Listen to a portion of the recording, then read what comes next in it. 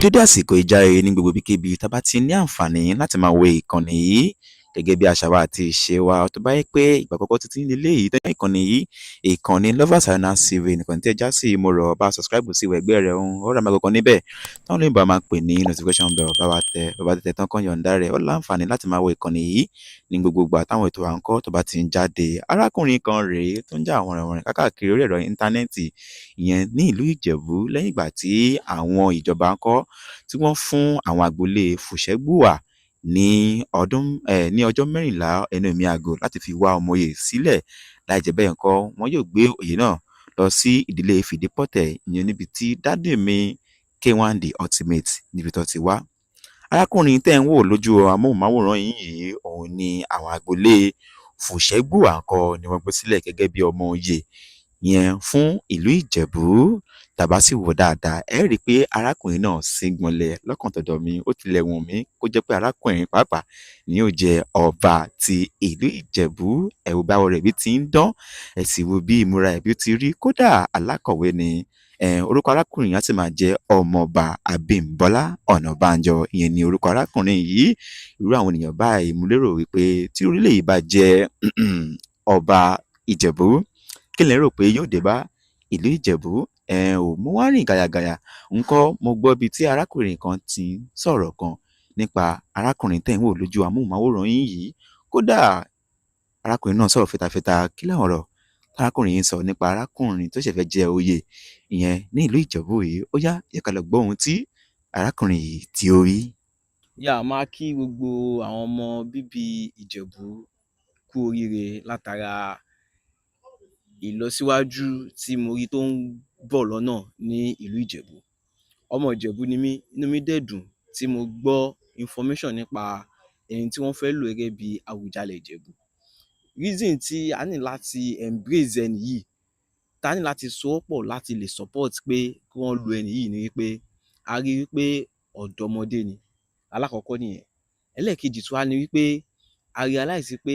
ẹni yìí ó ti ní exposure ó dẹ̀ máa mú development dé bá ìlú Ìjẹ̀bú as a whole. In the time memorial we've been using Arúgbó gẹ́gẹ́ bí ọba but a rí wípé narrative yẹn ti ń change nsìn and the Àwùjalẹ̀ tó lọ tàná ọmọ kékeré ni wọ́n nígbà tí wọ́n fi jọba tọ́lọ́run dẹ̀ dá wọn lágbà kó di pé wọ́n lọ. ọmọdé náà ni wọ́n tún wá mú wá nísìn but ọmọdé tàná yàtọ̀ sí ọmọdé tèní. That's one thing tí mo fẹ́ káwọn èèyàn understand. ọmọdé tèní we are having the sense of tech, we are having the sense of ICT, we are having the sense of development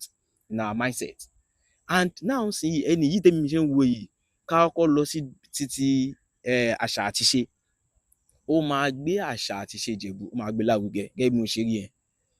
ẹlẹ́ẹ̀kejì tó wà ń bẹ̀ ni pé ó máa pọ́n àgbàlẹ̀ ó dẹ̀ tún máa ṣe kí ni ó máa kọ́ ọmọdé mọ́ra nítorí pé ọ̀dọ́ lòun náà. tó bá jẹ́ pé Arúgbó lọ́lọ́ lò Arúgbó ó máa rí pé kí lòun fẹ́ fọmọ kékeré ṣe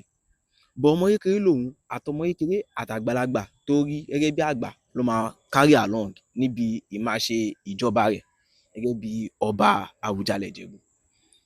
And again mo fẹ́ kẹ́ understand ni pé tá a bá ń sọ̀rọ̀ nípa odidi ọba tá a mọ̀ sí our own foremost heritage as far as ọmọ Ìjẹ̀bú is concerned. ẹ rí i pé fún bí ọdún mélòó kan sẹ́yìn a kì í máa ń rí Síkírù Adétọ̀nà kó ló bá fòun kẹ́ wọn a kì í máa ń rí wọn níbi ojúde ọba ìyá wọn ló máa ń wà but a máa rí i pé eléyìí is still up and active ọmọ kékeré ṣì ni ó tún máa jẹ́ kí ojúde ọba tó máa lọ lẹ́yìn ìgbà tó bá jẹ ọba tán ó tún máa làmìlaka ju tó ti ń ṣe sẹ́yìn lọ. There will be a lot of sponsors, there will be a lot of brands that will be on ground to make the Ojúde Ọba worthwhile compared to the ones we've been doing in the past. In the time memorial, it has always been Globacom and some other brands in support. But this time around, international support will be there just because this person I'm seeing is having international exposure. So me now, I'm going to see the entire Ijebu heritage, the entire Ijebu kingdom. Congratulations. Just because this person I'm seeing is going to transform the entire culture, is going to transform the education, is going to transform the technology, is going to transform the agriculture, is going to transform the social life of Ijebu lápapọ̀.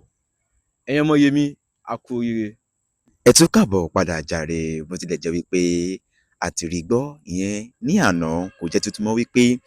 ìjọba ìpínlẹ̀ Ògùn kọ́ ó ti sọ fún àwọn agboolé Fùṣẹ́bùwà wípé kí wọ́n máa bá iṣẹ́ wọn lọ ìyẹn lórí ọ̀rọ̀ pé àìjọba níjọba tó tún já sí wípé wọ́n ti mú ọmọọba Abímbọ́lá Ọ̀nàbánjọ tìlú Ìjẹ̀bú lélẹ́yìí tí àwọn Fùṣẹ́bùwà tí wọ́n fi sílẹ̀ tí wọ́n fà kalẹ̀ wípé kó máa bá iṣẹ́ wọn lọ. Lọ́kàn tọ̀dọ̀ èmi náà lò wípé lákọ̀ọ́kọ́ gbogbo ọmọ Ìjẹ̀bú a kú oríire lọ́tún lósì bó tilẹ̀ jẹ́ pé àwọn kan sọ wípé àwọn ń dòde kí Ifá mú arákùnrin yìí ná àmọ́ èmi bá arákùnrin yìí mo bá gbàdúrà wípé Ọlọ́run á jẹ́ kí Ifá mú arákùnrin yìí nítorí pé arákùnrin èyí tẹ́ ń wò yìí ó wù mí lọ́pọ̀lọpọ̀ láti jẹ́ pé òun ni yóò jẹ́ olórí gbogbo Ìjẹ̀bú lápapọ̀. Àmọ́ bó bá ṣe rí lórí ọkọ̀ títí ẹ̀yin náà ẹ fi ṣọwọ́ sí kọ́mẹ̀ǹtì wa kò ní jù báyìí lọ. Benjamin Olúwaṣẹ́gun Olúwapamílẹ́rìn ni ó ń jábọ̀ fún ìkànnì Lovers Arena TV lẹ́ẹ̀kan sí tó bá yẹ pé ìgbà àkọ́kọ́ títí ń lélẹ́yìí tẹ́yìn yóò máa darapọ̀ mọ́ ìkànnì Lovers Arena TV nìkan tí já sí mo rọ̀ ọ́ bá subscribe sí ẹgbẹ́ rẹ̀ ń